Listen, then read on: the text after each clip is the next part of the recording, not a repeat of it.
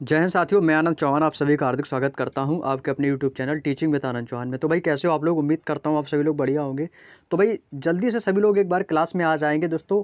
आप सभी जानते हैं कि रात को 8 बजे दोस्तों हमारी एसएससी जीडी रोजगार विद अंकित भाटी सर की दोस्तों हम जीएस की बुक का कंप्लीट सॉल्यूशन आप लोगों को करा रहे हैं।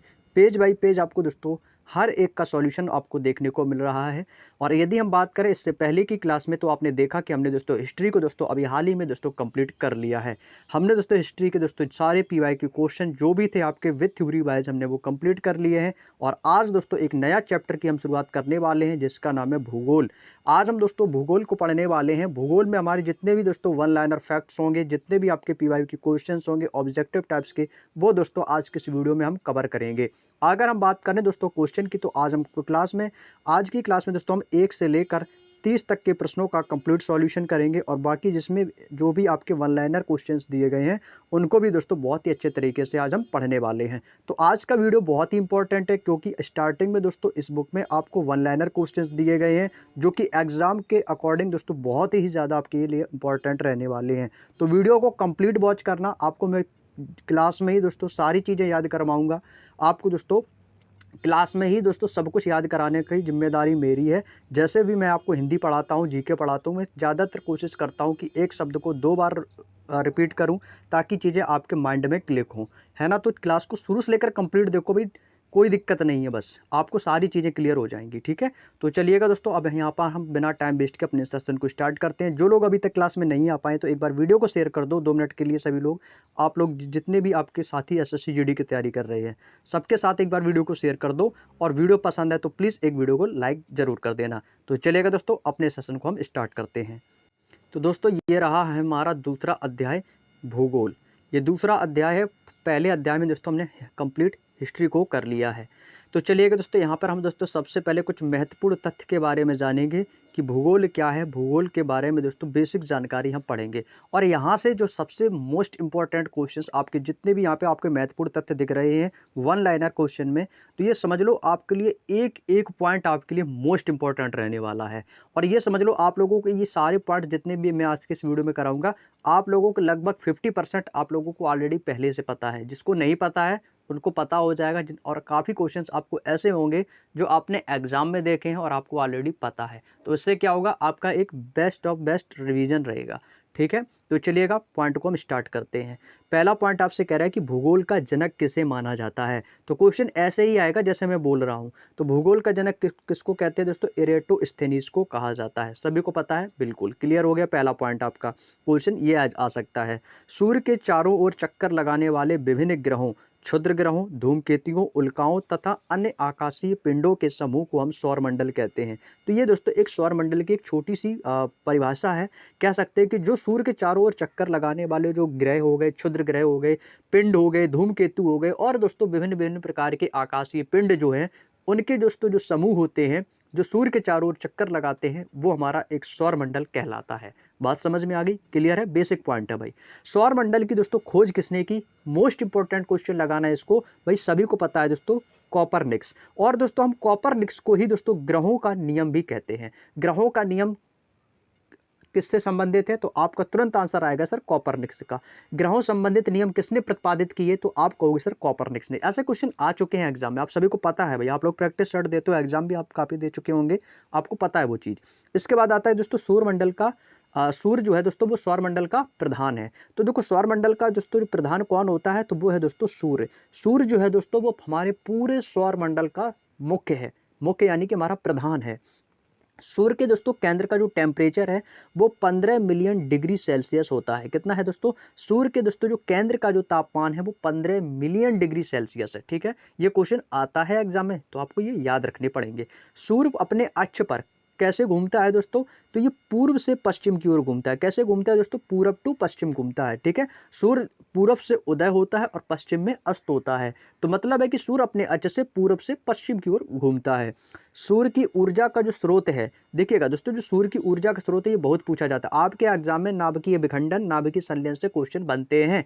तो वही पूछा जाता है कि सूर्य की जो ऊर्जा का जो स्रोत है वो कैसा है? नाभिकीय विखंडन है या नाभिकीय संलयन है? तो भाई ये हमारा दोस्तों कैसा है दोस्तों? नाभिकीय संलयन है। तो ऐसे ही दोस्तों आपके परमाणु बम और हाइड्रोजन बम से भी संबंधित क्वेश्चन पूछे जाते हैं कि परमाणु बम किस प्रकार का दोस्तों संलयन है? नाभिकीय विखंडन है या दोस्तों नाभिकीय संलयन है। तो परमाणु बम जो होता है वो नाभिकीय विखंडन होता है, वहीं पर हाइड्रोजन बम आपका नाभिकीय संलयन होता है। सूर्य के प्रकाश को दोस्तों पृथ्वी तक पहुंचने में, हम बचपन से पढ़ते आए हैं भूगोल में कि 8 मिनट दोस्तों 20 सेकंड में सूर्य का जो प्रकाश है वो पृथ्वी तक आने में लगता है। ये तो बेसिक पॉइंट हो गया। सूर्य हमारी पृथ्वी से कितना गुना बड़ा है? तो दोस्तों ये 109 गुना बड़ा है। ये समझ लो, आपने अगर जितने भी आज मैं वन लाइनर आपको पढ़ा रहा हूँ सारे आपने, अगर आप पढ़ लेते हो, अच्छे से सुन लेते हो, तो आपको लगेगा कि हाँ मैंने भूगोल में कुछ पढ़ा है, मुझे भूगोल के बारे में जानकारी है, मुझे भूगोल में मैंने कुछ सीखा है। आपको खुद महसूस होगा। बस शुरू से लेकर आप एंड तक जुड़े रहना बस आज के क्लास में, क्योंकि आज का क्लास बहुत इंपॉर्टेंट है आपके लिए। अगला है दोस्तों, सूर्य के बाद पृथ्वी का जो सबसे निकटतम तारा है, मतलब सूर्य के बाद जो है पृथ्वी का जो सबसे निकटतम तारा है वो कौन सा है? ये भी एग्जाम में आता है दोस्तों, प्रॉक्सिमा सेंचुरी है भाई। क्या है दोस्तों? प्रॉक्सिमा सेंचुरी होता है। पुच्छल तारे, देखो पुच्छल तारे में दोस्तों स्टार्टिंग में एक शब्द आ रहा है दोस्तों, पूछ। पुछ या इज इक्वल टू पूछ, आप पुछ को पूंछ से डिनोट करेंगे। तो पुच्छल तारे को दोस्तों हम, पूंछ हमेशा सूर्य के विपरीत दिशा में होती है, तो सूर्य का विपरीत दिशा में यानी अपोजिट डायरेक्शन में दोस्तों होती है। एक दोस्तों एक पिच्छल तारा होता है जिसका नाम है हैली। तो हैली नामक जो पिच्छल तारा है ये दोस्तों हमें कितने वर्षों बाद दिखाई देता है? ऐसा क्वेश्चन एग्जाम में आता है और आ भी चुका है।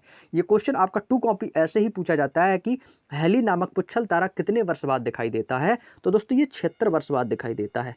और आपको दोस्तों इसमें यह भी देखने को मिलेगा कि यह अंतिम बार कब दिखाई दिया था और अगली बार कब दिखाई देगा। तो दोस्तों ये जो तारा है हैली नामक पिच्छल तारा, ये हर 76 वर्ष के बाद ही आपको देखने को मिलता है। तो यह दोस्तों जो जब ये दिखा था, ये अंतिम बार दोस्तों 1986 में दिखा था। कब दिखा था? 1986 में। अब 1986 में दोस्तों आपको क्या करना है, ये 76 प्लस कर देने हैं, क्योंकि 1986 में दोस्तों ये हैली नामक जो तारा ये दिखाई दिया था। अब ये 1986 से डायरेक्ट दोस्तों 76 साल बाद दिखाई देगा आपको। तो 1986 में जब आप 76 प्लस कर दोगे, तो जैसे ही प्लस करोगे तो आपको मिलेगा दोस्तों 2062। तो यानी कि दोस्तों अब ये हैली नामक जो तारा है ये आपको 2062 में दिखाई देगा। भाई 2062, भाई बहुत अभी समय है, अभी बहुत समय है 2062 आने में, तो ये तभी दिखेगा जाके। आगे देखो, क्षुद्र ग्रह, मंगल ग्रह, बृहस्पति ग्रह की कक्षाओं के बीच कुछ छोटे छोटे आकाशीय पिंड होते हैं। क्या होते हैं दोस्तों? छोटे छोटे आकाशीय पिंड होते हैं। पार्थिव या दोस्तों आंतरिक ग्रह, बुध ग्रह, शुक्र और पृथ्वी, मंगल और बाहरी या दोस्तों जोवियन ग्रह, जिसमें आपका बृहस्पति, देखो बृहस्पति जो है ये आपका सबसे ग्रहों का गुरु कहा जाता है। जो हमारा जो बड़ा ग्रह है वो दोस्तों बृहस्पति है। और एक क्वेश्चन ये भी पूछा जाता है कि वह कौन सा ग्रह है जिसके चारों ओर वलय है? वलय का मतलब होता है गोल टाइप का एक सर्किल होता है, तो वो हमारा शनि ग्रह है। शनि ग्रह के दोस्तों चारों ओर क्या है दोस्तों? वलय है। और वैसे ही आपके दोस्तों जो ग्रह हैं अरुण है और दोस्तों वरुण है। अगला हमारा एक पॉइंट आता है, छोटा सा पॉइंट है, सबसे इंपॉर्टेंट, कि सूर्य के सबसे नजदीक कौन सा दोस्तों ग्रह है? तो दोस्तों आप सभी को पता है कि सूर्य के जो निकटतम ग्रह है वो है आपका बुध ग्रह। तो बुध सूर्य के सबसे नजदीक स्थित सौर मंडल का सबसे छोटा ग्रह है। ये सबसे छोटा ग्रह भी है और ये दोस्तों सूर्य के सबसे नजदीक है। तो सीधी सी बात है, जो सूर्य के सबसे नजदीक होगा वो ग्रह गर्म भी तो होगा। यह सूर्य की परिक्रमा दोस्तों सबसे कम समय में करेगा भाई, क्योंकि वो तो उसके पास में, तो 88 दिन में दोस्तों इसकी जो है परिक्रमा करता है। क्वेश्चन हो सकता है आपसे यह भी पूछ ले कि बताइएगा कि सूर्य की परिक्रमा करते समय बुध ग्रह को कितने दिन लगते हैं या कितने दिनों में दोस्तों ये पूरा करता है? तो 88 दिन बोलेंगे। बुध और दोस्तों शुक्र एक ऐसे ग्रह हैं जिनका दोस्तों कोई भी उपग्रह नहीं है। एक पॉइंट आपको ये नोट करना है, अपने माइंड में नोट करना है मेरे दोस्त, कि वह कौन से ऐसे ग्रह हैं या वह कौन सा ग्रह है जिसका कोई भी उपग्रह नहीं है। तो आपको देखो, या तो बुध और शुक्र अगर ऑप्शन में दोनों मिलते हैं तो वहां पे एक ऑप्शन ए और बी दोनों तथा दोनों मिलेगी। अगर आपको ए और तथा बी दोनों नहीं मिलते हैं ऑप्शन में, तो आपको या तो बुध देखने को मिलेगा या तो शुक्र मिलेगा। ठीक है ना? तो बात समझ में आ गई। तो आपको ये दोनों याद रखने हैं, क्योंकि बुध और शुक्र दो ऐसे ग्रह हैं जिनका कोई भी उपग्रह नहीं है। जैसे पृथ्वी है, तो पृथ्वी का उपग्रह क्या है दोस्तों? चंद्रमा है। तो ऐसे ही दोस्तों बुध और शुक्र का कोई भी उपग्रह मौजूद नहीं है। इसके बाद आता है दोस्तों शुक्र ग्रह। शुक्र ग्रह है दोस्तों ये सबसे चमकीला ग्रह होता है और ये दोस्तों सबसे गर्म ग्रह है। तो जो शुक्र है दोस्तों ये कैसा है? चमकीला ग्रह है और दोस्तों गर्म ग्रह है। और हम दोस्तों शुक्र ग्रह को हम सांझ का तारा और दोस्तों भोर का तारा भी कहते हैं। देखो, सांझ का तारा यानी कि दोस्तों सांझ संध्या के समय का, और भोर यानी कि दोस्तों सुबह के समय का। तो दोस्तों क्योंकि ये इतना ज़्यादा चमकता है कि दोस्तों इसको सांझ का भी तारा कहते हैं, भोर। आपने देखा होगा कभी कभार दोस्तों आपको दिन में भी तारे, कुछ तारे ऐसे होते हैं जो आपको दिन में भी दिखाई देते हैं। समझ गए ना? तो इसी कारण दोस्तों भोर का तारा और सांझ का जो तारा है वो दोस्तों किसके कहते हैं, शुक्र ग्रह को कहा जाता है। इसे दोस्तों हम क्या कहते हैं, शुक्र ग्रह को ही हम दोस्तों पृथ्वी की भगिनी, भगिनी का अर्थ होता है दोस्तों बहन, यानी कि पृथ्वी की जो बहन है हम दोस्तों शुक्र ग्रह को कहते हैं। और शुक्र ग्रह को हम दोस्तों जुड़वा ग्रह भी कहते हैं। किसको कहते हैं, शुक्र ग्रह को हम जुड़वा ग्रह भी कहते हैं। तो यहाँ से क्वेश्चन बनते हैं एग्जाम में, आपसे पूछ ले कि भैया जुड़वा ग्रह किसे कहते हैं, तो आपको बताना होगा शुक्र को। पृथ्वी की बहन किस ग्रह को कहा जाता है, शुक्र को। भोर का तारा या सांझ का तारा किस ग्रह को कहा जाता है, शुक्र को, है ना। सबसे गर्म ग्रह कौन सा है, शुक्र है। सबसे चमकीला ग्रह कौन सा है, शुक्र है। तो आपको ऐसे पॉइंट टू पॉइंट दोस्तों चीजें आपको पता होनी चाहिए, क्योंकि दोस्तों इसका जो घनत्व होता है ना वो आकार और व्यास में दोस्तों हमेशा पृथ्वी के समान होता है। जब ये पृथ्वी के समान है दोस्तों, इसी कारण दोस्तों इसको पृथ्वी की बहन भी कहा जाता है। बात समझ में आ गई ना। चलिए आगे चलते हैं। अगला है दोस्तों कि पृथ्वी आकार में सबसे कौन सा सबसे बड़ा ग्रह, तो दोस्तों पृथ्वी आकार दोस्तों 5वें नंबर पर आता है, जो कि पृथ्वी आकार में, यदि उसके हम आकार की बात करें तो आकार में दोस्तों पृथ्वी जो है 5वां सबसे बड़ा ग्रह है। और यह दोस्तों पार्थिव ग्रहों में से सबसे बड़ा है, और वह सूर्य से दूरी के क्रम में दोस्तों तीसरे स्थान पर आता है, मतलब तीसरे नंबर पर है सूर्य के और दोस्तों पृथ्वी के बीच की दूरी। पृथ्वी का दोस्तों एकमात्र उपग्रह है, मैंने अभी बताया था आपको थोड़ी देर पहले, वो चंद्रमा है, जो कि एक प्राकृतिक उपग्रह है दोस्तों। जो प्रकृति के द्वारा हमें मिला है वो पृथ्वी का एकमात्र प्राकृतिक उपग्रह चंद्रमा है। पृथ्वी को दोस्तों सूर्य का चक्कर लगाने में लगे समय को हम दोस्तों कौन सा वर्ष कहते हैं, सौर वर्ष कहते हैं। तो जो सौर वर्ष है उसे हम क्या कहते हैं दोस्तों, सौर वर्ष वह वर्ष होता है जो जब पृथ्वी सूर्य का चक्कर लगाती है। तो जब पृथ्वी सूर्य का चक्कर लगाती है, जो उसको चक्कर लगाने में जो उसको समय लगता है उसको हम सौर वर्ष कहते हैं। ये दोस्तों सौर वर्ष की एक सिंपल सी डेफिनेशन है। क्लियर। अगला आता है दोस्तों हमारा वार्षिक गति के कारण ही पृथ्वी पर दोस्तों ऋतु में परिवर्तन होती है। आपने देखा कि अभी जो सीजन है वो आपका किसका है, विंटर सीजन है, सर्दियों का सीजन है। जैसे ही दोस्तों आपका जनवरी फरवरी एंड होता है, इसके बाद दोस्तों मार्च स्टार्ट हो जाना होता है, तो दोस्तों धीरे धीरे दोस्तों हम गर्मी के सीजन में जाने लगते हैं। तो इसमें क्या होती है, हमारी ऋतु में परिवर्तन होती है। बसंत ऋतु हो गया, शीत ऋतु हो गया, ठीक है, ग्रीष्म ऋतु हो गई। तो ये जो ऋतुओं का जो बदलना है, ऋतुओं का जो परिवर्तन है, ये किसके कारण होता है, ये दोस्तों वार्षिक गति के कारण होता है। आपके एग्जाम में दोस्तों क्वेश्चन ये भी बन सकता है कि बताइएगा पृथ्वी पर ऋतु परिवर्तन किस कारण होता है, तो आपका आंसर आएगा सर वार्षिक गति के कारण, आपको ऑप्शन में मिलेगा। ठीक है। और दिन रात का दोस्तों छोटा या बड़ा होने का, इसका जो मेन कारण है ये वार्षिक गति ही होता है। आप सभी जानते हैं कि 25 दिसंबर के बाद होता है क्या दोस्तों, दिन धीरे धीरे एक एक मिनट, 10 मिनट, 2 मिनट, फिर एक एक घंटे, 2 घंटे, ऐसे करके दोस्तों फिर हमें दिन जो है दोस्तों बड़ा महसूस होता है। हमें देखो समय तो वही चलता है आपका, उस समय चाहे आपकी सर्दी हो या गर्मी हो, वो तब भी दोस्तों 60 मिनट का 1 घंटा होता था, अब भी 60 मिनट का 1 घंटा है। लेकिन दोस्तों हम क्या करते हैं, चीज़ों को फील करते हैं ना। तो दिन रात दोस्तों छोटा बड़ा तो ये तो लगा ही रहता है, लेकिन समय ऐसा तो है नहीं कि जब दिन बड़ा होता है तो हो सकता है कि घड़ी की सुई धीमे धीमे चल रही हो, ऐसा तो है नहीं। समय वही रहता है आपका, केवल चीज़ों को हम फील करते हैं। तो दिन और रात का जो सबसे छोटा होना, कभी बड़ा होना, कभी दिन बड़ा होता है तो कभी रात छोटी होती है, कभी रात बड़ी होती है तो दिन छोटा लगने लगता है। तो इस चीज़ का दोस्तों जो महसूसपन होता है ना, ये हमें वार्षिक गति के कारण होता है। बात समझ में आ गई ना। चलिएगा, अगर दोस्तों आपको चीज़ें क्लियर हो रही हैं तो बस कमेंट में थम्स अप करते जाओ, बस मैं समझ जाऊंगा कि आपको चीज़ें समझ में आ रही हैं। और वीडियो कैसा लगा तो कमेंट करके वीडियो के लास्ट में जरूर बताना, ठीक है। जल की उपस्थिति के कारण हम दोस्तों पृथ्वी को नीला, देखो पृथ्वी पर दोस्तों सबसे ज़्यादा आपको देखने को जल मिलेगा। जो जल है दोस्तों, इसी कारण दोस्तों जल जो है दोस्तों हमें क्या है, जब आप संसार का दोस्तों जब मैप देखेंगे, जब उसमें आप भारत का नक्शा देखेंगे या आप उसकी पृथ्वी को देख लो भाई, पूरी पृथ्वी को आप देखो, जो आपका पृथ्वी का जो नक्शा है, पूरी पृथ्वी आप देखेंगे तो आपको पृथ्वी नीली दिखती है। वो नीली क्यों दिखती है, क्योंकि दोस्तों उसमें क्या है, पृथ्वी पर दोस्तों सबसे ज़्यादा जल की मात्रा है। तो इसी कारण दोस्तों जो जल है दोस्तों उसमें हमें नीला दिखाई देता है, और इस कारण दोस्तों हम पृथ्वी को नीला ग्रह भी कहते हैं। तो नीला ग्रह किस ग्रह को कहा जाता है, पृथ्वी ग्रह को कहा जाता है।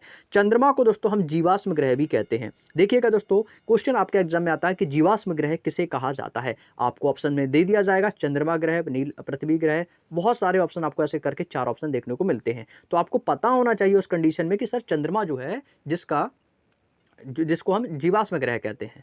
पृथ्वी से दोस्तों चंद्रमा का दोस्तों 59% भाग को हम दोस्तों देख सकते हैं। आपने देखा होगा रात्रि के समय जो हम चंद्रमा को देखते हैं तो चंद्रमा का कुछ तो भाग दिखाई देता है, और हम पृथ्वी से ही चंद्रमा को देखते हैं कि उसमें कुछ काले काले से धब्बे दिखाई देते हैं। वो जो धब्बे होते हैं दोस्तों, एक आपका, हाँ एक चीज़ और मैं आपको बताना चाहूँगा कि चंद्रमा पर दोस्तों एक पर्वत भी है आपका, जिसको बोलते हैं लिबनिट्ज पर्वत। ये लिबनिट्ज पर्वत है, ये आपके चंद्रमा पर ही स्थित है। और आपने देखा होगा कि चंद्रमा में जो आपको काले काले जो धब्बे दिखाई देते हैं, या आपने दोस्तों गूगल करके भी देखना तो आपको उसमें चंद्रमा की बड़ी आकृति भी देखने को मिलती है। तो इसमें आपके जो ब्लैक ब्लैक जो स्पॉट पड़े होते हैं वो उसमें क्या होते हैं, वो आपके बहुत ही गहरे गहरे गड्ढे होते हैं। तो वो गहरे गड्ढे दोस्तों जब सोच लो हमें पृथ्वी से दिखाई देते हैं इतने काले काले धब्बे, तो सोच लो वो रियल में वो कितने गहरे होंगे, मतलब कितने गहरे गड्ढे होंगे। तो अगर हम बात करें कि हम पृथ्वी से हम चंद्रमा का कितना परसेंट भाग देखते हैं, तो हर चीज़ दोस्तों 100% होती है। तो 100% में से हम दोस्तों केवल और केवल 59% दोस्तों भाग चंद्रमा का दोस्तों हम पृथ्वी से ही देख लेते हैं। हालांकि दोस्तों पास से तो नहीं देख सकते, बट हमें वो उतना भाग दोस्तों दिखाई देता है। बात समझ में आ गई। और लेकिन उसमें से 41% जो भाग है जो हम दोस्तों नहीं देख पाते उसके पीछे का, केवल हमें फ्रंट का भाग दिखाई देता है। क्लियर है ना, इतना सब कुछ आपको क्लियर हो गया होगा, ठीक है। और मैं उम्मीद करता हूँ कि आपको इंटरेस्ट भी बढ़ रहा होगा। देखो भूगोल एक ऐसा टॉपिक है, जब भी इसको पढ़ते हैं ना, जब भी इसको कहीं से भी आप पढ़ो तो एक इंटरेस्ट अलग ही आता है भूगोल को पढ़ने का, है ना, एकदम कहानी के फॉर्मेट में। अगला आता है दोस्तों चंद्र प्रकाश, मतलब भाई चंद्रमा का भी प्रकाश तो पृथ्वी पर पड़ता है। अभी तक आपने सूर्य के प्रकाश पृथ्वी पर आने को पढ़ा कि सर 8 मिनट 20 सेकंड का समय लगता है, लेकिन चंद्रमा का भी दोस्तों प्रकाश जो है वो पृथ्वी पर पहुंचता है। तो चंद्र प्रकाश जो है वो पृथ्वी तक पहुंचने में दोस्तों 1.3 सेकंड का समय लगता है, सबसे कम समय लगता है चंद्रमा का।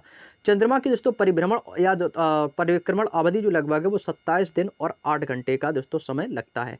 अगर हम दोस्तों चंद्रमा के परिक्रमण की बात करें तो दोस्तों में चंद्रमा की जो परिक्रमा करने में दोस्तों में 27 दिन 8 घंटे का समय लगता है। चंद्रमा का जो गुरुत्वीय क्षेत्र है वो पृथ्वी के गुरुत्वीय क्षेत्र का 1/6 भाग है। कितना है दोस्तों, 1/6 भाग। मंगल ग्रह को हम दोस्तों लाल ग्रह भी कहते हैं। क्वेश्चन आता है कि लाल ग्रह किस ग्रह को कहा जाता है, वो मंगल ग्रह को कहा जाता है। और इसका जो रंग है वो दोस्तों लाल इसलिए हो गया क्योंकि यहाँ पर दोस्तों आयरन ऑक्साइड की दोस्तों जो मात्रा है जो सबसे ज़्यादा आपको देखने को मिलती है। आयरन ऑक्साइड की मात्रा ज़्यादा दिखने को मिलती है, इसलिए दोस्तों वहाँ पर वहाँ का जो ग्रह का जो कंडीशन है वो हमें दोस्तों लाल दिखाई पड़ता है। मंगल जो है दोस्तों ये आंतरिक ग्रहों में से यह सबसे बाहरी ग्रह है, सबसे बाहरी ग्रह है। फोबोस तथा डीमोस ये दोस्तों उपग्रह होते हैं जो कि आपके मंगल ग्रह के हैं। क्वेश्चन आपके एग्जाम में आता है वह कौन सा ग्रह है जिसके 2 उपग्रह हैं, तो वो एकमात्र ग्रह है आपका मंगल। मंगल के दोस्तों 2 उपग्रह होते हैं, याद रखना, पहला होता है आपका दोस्तों फोबोस और दूसरा होता है आपका डिमोस। तो डिमोस और फोबोस ये 2 उपग्रह किस ग्रह के हैं, मंगल के हैं।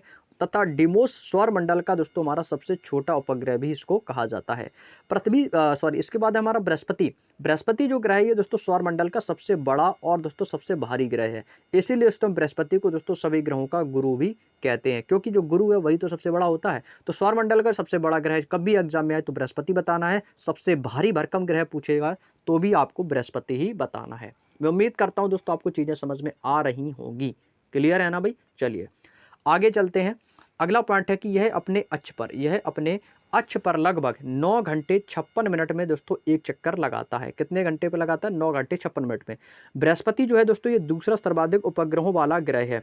वह कौन सा जो मतलब दूसरे नंबर पर आता है जिसके सर्वाधिक उपग्रह हैं, क्योंकि इसके दोस्तों जो कुल उपग्रहों की बात करें तो कुल इसके उपग्रहों की जो संख्या वो 95 है। तो आपसे क्वेश्चन ये भी आता है एग्जाम में कि बृहस्पति के उपग्रहों की संख्या कितनी है, तो आपको पता होगा सर 95 है।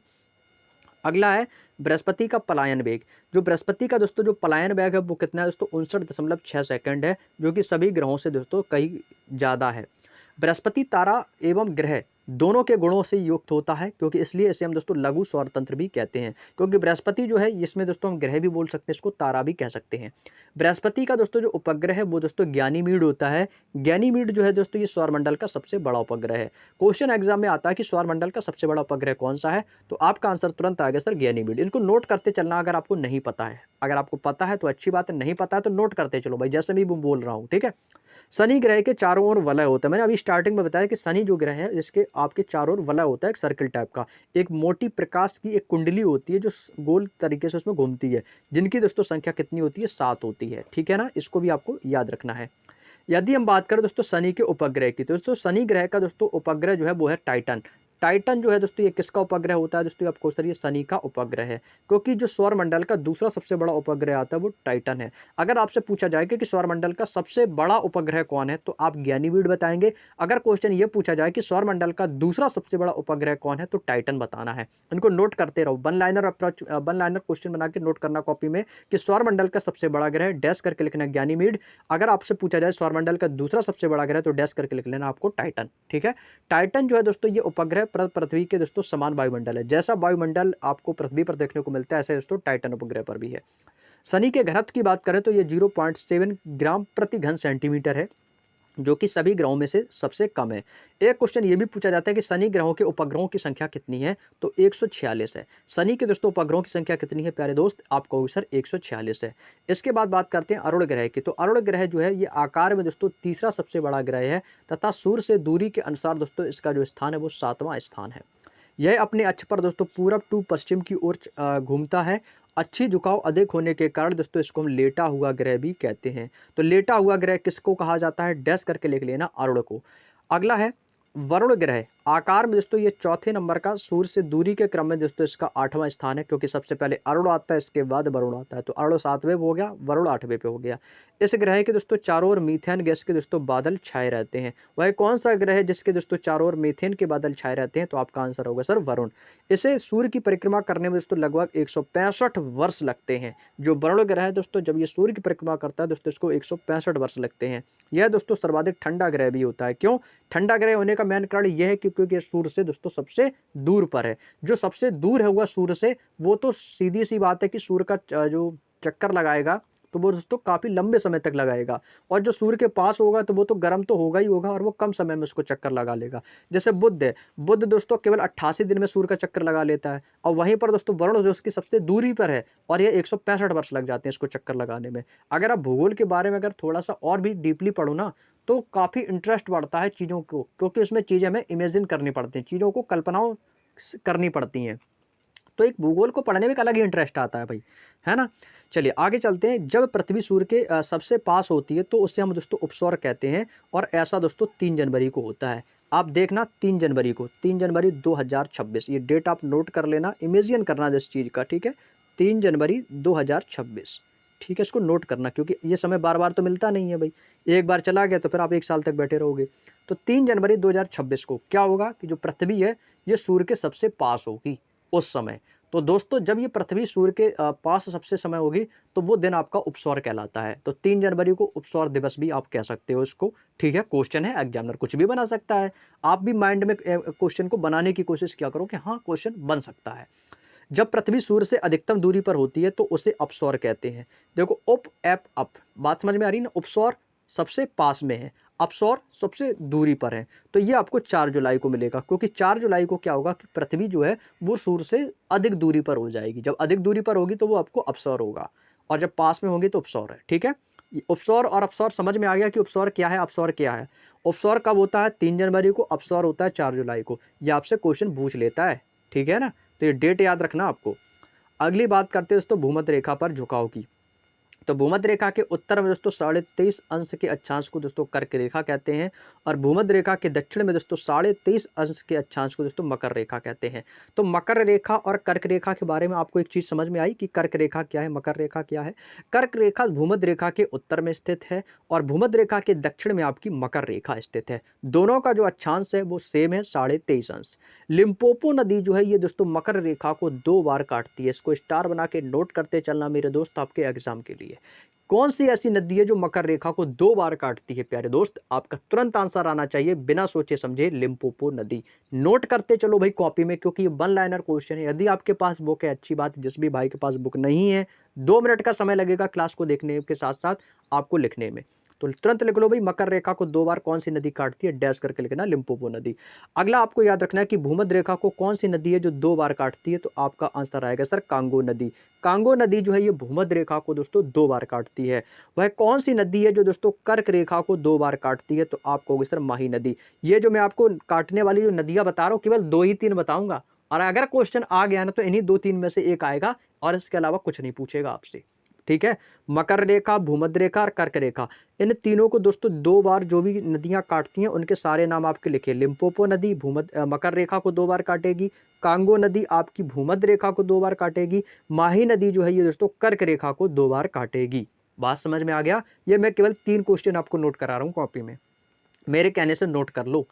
आपके हमेशा एग्जाम में आएगा क्वेश्चन, मतलब हमेशा हर एक एग्जाम के लिए इंपॉर्टेंट है, जरूरी कि एसएससी जीडी वालों के लिए है, किसी भी एग्जाम की तैयारी करो सबके लिए है। अगला आता है दोस्तों अमूर नदी रूस तथा चीन के बीच में दोस्तों सीमा बनाती है। क्वेश्चन अगर थोड़ा सा भी एग्जामिनर अगर डीपली पूछ लेना तो हो सकता है आप लोगों में से काफी लोग इस क्वेश्चन का आंसर गलत भी कर दो, कि वह कौन सी ऐसी नदी है जो रूस और चीन के बीच की सीमा बनाती है। तो उस नदी का नाम नोट करना है आपको, अमूर नदी है, ठीक है।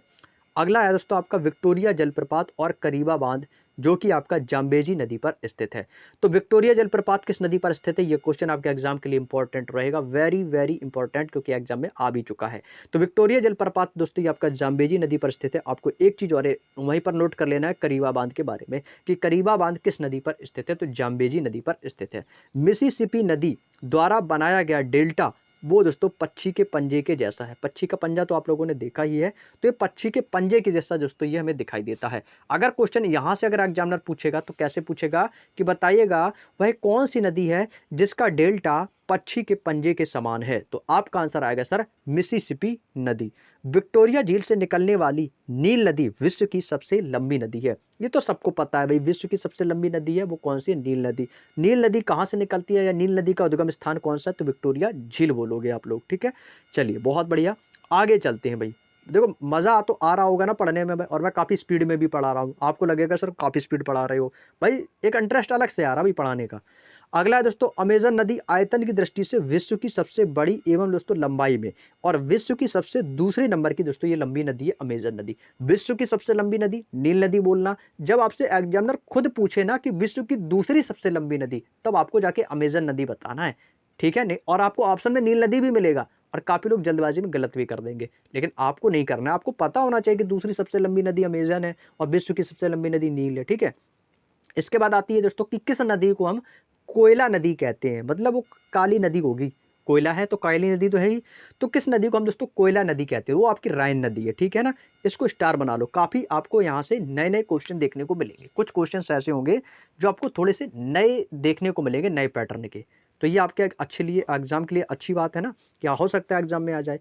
अगला है दोस्तों कि गिनी की खाड़ी में गिरने वाली राइन नदी जो है वो तेल नदी के नाम से भी प्रसिद्ध है। तेल नदी के नाम से कौन प्रसिद्ध है, राइन नदी।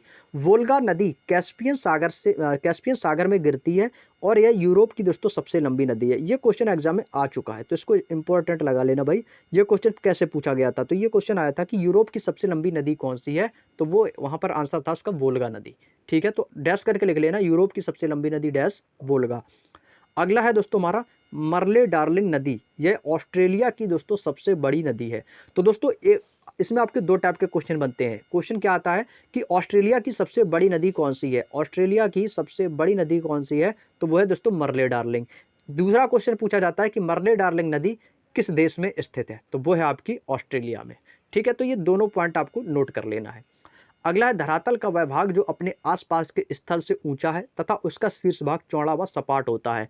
तो जब दोस्तों धरातल धरातल यानी कि दोस्तों हम जिस पर हम रह रहे हैं पृथ्वी पर, तो धरातल का दोस्तों वह भाग जहां आसपास के स्थल हैं ऊंचे हैं और उसका दोस्तों शीर्ष भाग चौड़ा और सपाट है, उसको दोस्तों पठार कहते हैं, उसको क्या बोलते हैं, पठार कहलाता है।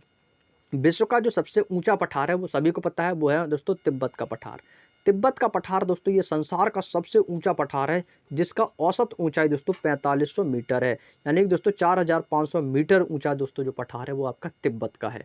विश्व का दोस्तों जब पूछा जाए कि दूसरा सबसे ऊंचा पठार, ये दोस्तों हमारा सेकंड नंबर का सबसे ऊंचा पठार है बोलीविया का पठार। अब ये बोलीविया का जो पठार है दोस्तों हमारा सेकंड नंबर पर आता है, ठीक है। फर्स्ट नंबर पर कौन आता है दोस्तों, फर्स्ट नंबर पे आता है दोस्तों आपका तिब्बत का पठार। तो याद रखना, विश्व का सबसे ऊंचा पठार तिब्बत का पठार, विश्व का दूसरा सबसे ऊंचा पठार तो बोलीविया का पठार, ठीक है ना। चलिए बहुत बढ़िया, ये दोनों पॉइंट इंपॉर्टेंट है, नोट करते चलना। चेरापूंजी या मेघालय पठार, ये दोस्तों जल द्वारा निर्मित पठार हैं। भारत में छोटा नागपुर का पठार काफी फेमस है और ये संयुक्त राज्य अमेरिका के दोस्तों ओजार्क के पठार का गुंबदाकार पठार है। दुनिया का सबसे ऊंचा पर्वत, दुनिया का सबसे ऊंचा पर्वत माउंट एवरेस्ट भाई सभी को पता है, जो हिमालय पर्वतमाला में स्थित है। दुनिया की सबसे लंबी पर्वत श्रृंखला पूछी जाए तो ये एंडीज पर्वत श्रृंखला है जो दक्षिण अमेरिका में स्थित है। अगला है हमारा यूराल पर्वत। यूराल पर्वत दोस्तों श्रृंखला यूरोप और एशिया को अलग करती है। कौन से पर्वत है जो श्रृंखला, जो कौन सा पर्वत है जो यूरोप और एशिया को अलग करती है, तो ये दोस्तों आपके लिए इंपॉर्टेंट क्वेश्चन का रूप ले लेता है, तो इसको नोट कर लेना आप लोग। तो यूरोप और एशिया को अलग करने वाला पर्वत है यूराल पर्वत श्रृंखला। माउंट किलिमंजारो ये अफ्रीका की दोस्तों सबसे ऊंची चोटी, अफ्रीका की दूसरी सबसे अफ्रीका की सबसे ऊंची चोटी कौन सी है, आप कहोगे सर माउंट किलिमंजारो।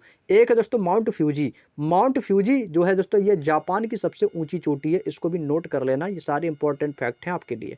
एशिया महाद्वीप से होकर विषुवत रेखा, कर्क रेखा तथा आर्कटिक रेखा गुजरती है। लाल सागर व स्वेज नहर एशिया महाद्वीप की अफ्रीका महाद्वीप से अलग होते हैं। बेरिंग जल संधि एशिया महाद्वीप को उत्तरी अमेरिका महाद्वीप से अलग करती है।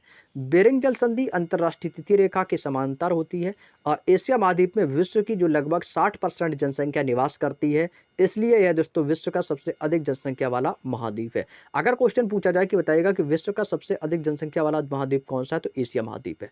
विश्व में जिसमें 60% जनसंख्या निवास करती है, ये भी याद रखना है कितने परसेंट, 60%। विश्व में सिंचाई नहरों का सबसे बड़ा जाल जो है दोस्तों वो पाकिस्तान में है। अगर पाकिस्तान में देखा जाए तो दोस्तों वहाँ पर दोस्तों जो सिंचाई का जो एकमात्र साधन है वो है आपका, सिंचाई का जो साधन है वो नहरों से होता है। इसलिए दोस्तों पाकिस्तान को हम दोस्तों नहरों का देश भी कहते हैं। तभी तो कहते हैं भाई, जब सिंधु जल समझौता हुआ था, अगर सिंधु नदी का पानी रोक दिया जाए तो भाई पाकिस्तान प्यासा मर जाएगा। तो वही चीज़ है कि नहरों का देश इसको कहते हैं। वहाँ पर जगह जगह पर वहाँ ने नहरों बना रखी हैं, सबसे ज़्यादा नहरें हैं, क्योंकि वहाँ पर जो भी फसलें होती है वो सिर्फ नहरों के माध्यम से होती है। आगे आता है दोस्तों, विश्व में सबसे अधिक मुस्लिम आबादी वाला देश कौन सा, वो आपका इंडोनेशिया है भाई, ठीक है, इसको याद रखना।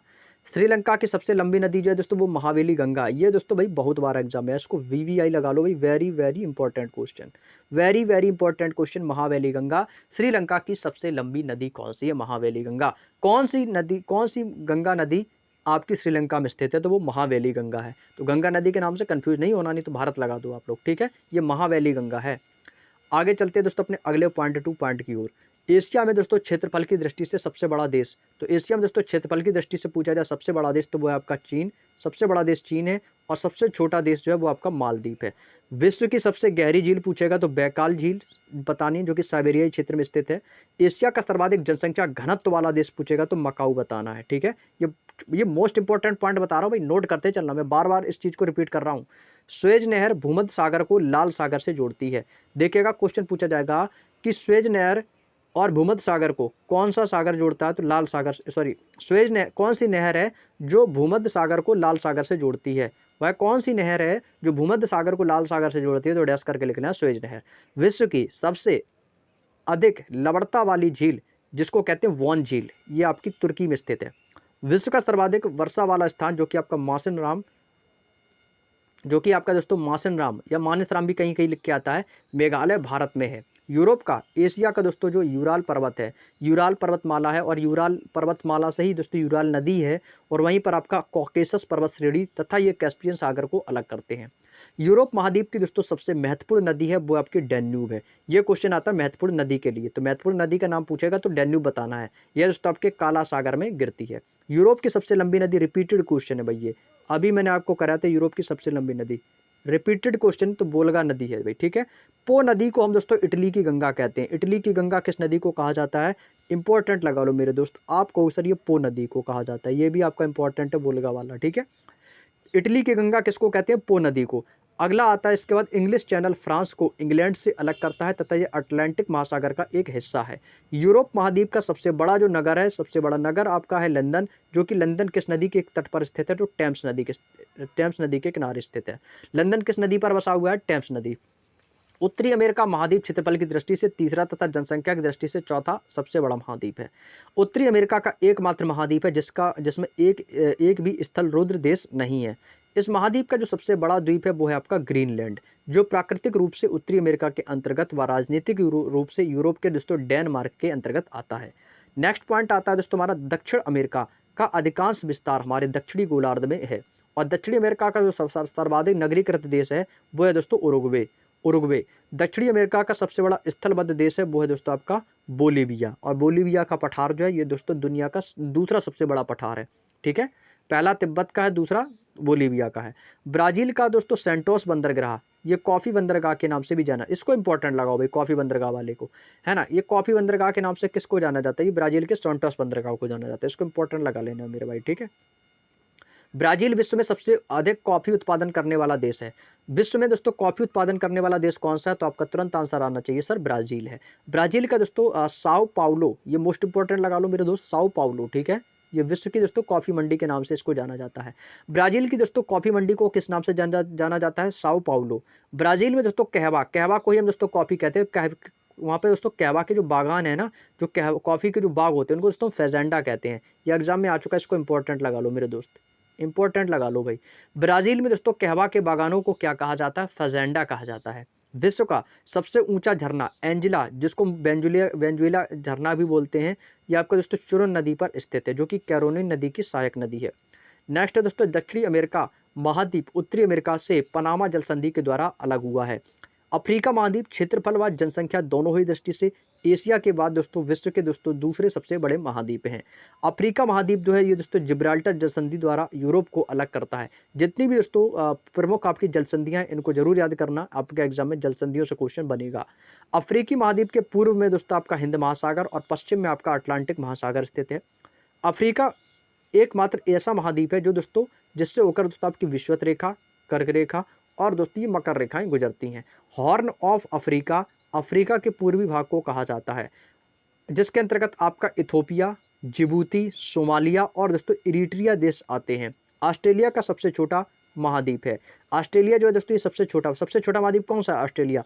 ऑस्ट्रेलिया के दोस्तों मूल निवासियों को हम दोस्तों एबोर्जिन्स कहते हैं। क्या बोलते हैं?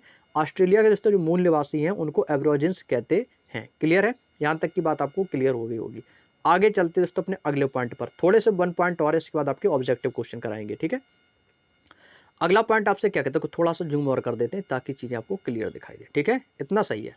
चलिए अगला पॉइंट आपसे कहता है कि ऑस्ट्रेलिया के उत्तर पूर्वी तट पर विश्व प्रसिद्ध ग्रेट बैरियर रीफ ये दोस्तों आपका कहाँ पर स्थित है? ये क्वेश्चन आपका जब भी आता है केवल इतना पूछा जाता है कि ग्रेट बैरियर रीफ कहाँ पर स्थित है। ये क्वेश्चन दोस्तों जब भी एग्जाम में आता है तो केवल यही पूछा जाता है कि ग्रेट बैरियर रीफ कहाँ पर स्थित है। तो इसका सिंपल सा आंसर है ऑस्ट्रेलिया, क्योंकि यह संसार की सबसे लंबी प्रवाल भित्ति है। सबसे लंबी प्रवाल भित्ति है जिसकी कुल लंबाई 2000 किलोमीटर है, और इसे हम दोस्तों अंडर वाटर गार्डन भी इसको कहते हैं। क्या कहते हैं? Under water garden. अगला है दोस्तों हमारा ऑस्ट्रेलिया विश्व का प्रसिद्ध मेरिनो ऊन, एक ऊन है दोस्तों मेरिनो ऊन, इसका दोस्तों प्रमुख उत्पादक देश है।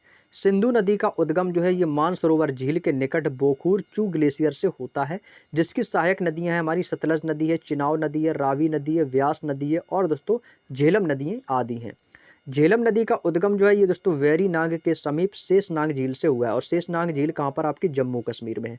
जिस भी झील के पीछे में नाग लगे, जिस भी झील के पीछे नाग लग जाए ना, तो आपको ये ट्रिक बता रहा हूँ, समझ लो वो आपकी जम्मू कश्मीर की है। ठीक है, अगला है आपका चिनाव नदी। चिनाव नदी का उद्गम आपका चंद्रा तथा भागा नदियों के संगम से होता है, और ये सिंधु नदी की सबसे बड़ी सहायक नदियां हैं। ठीक है, ये इंपॉर्टेंट पॉइंट आपको आप लोग एक बार फिर से रिवीजन करना, इस वीडियो को दोबारा से और देखना मेरे दोस्त दोगुनी स्पीड में, इससे आपका रिवीजन होगा।